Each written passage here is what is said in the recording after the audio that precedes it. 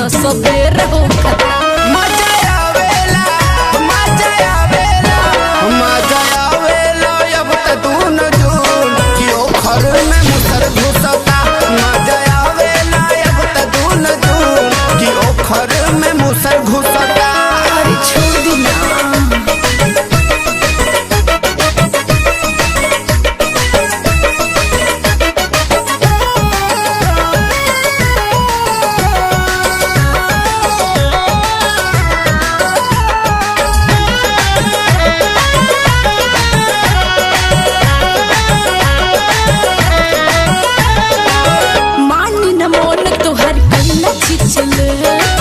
जैबू ससुरवा कैसे दाबे सिलेटा।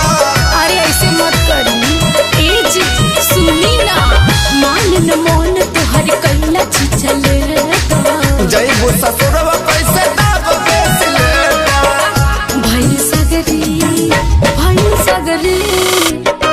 सगरी अलंग मोर सुन की बता सुबेर हो खता।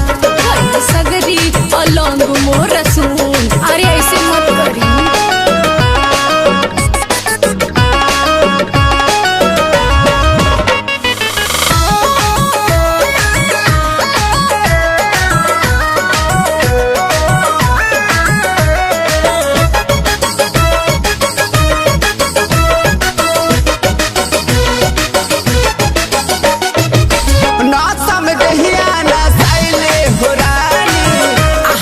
रात नाही कोरी मन हमारी ए जी सुनी ना।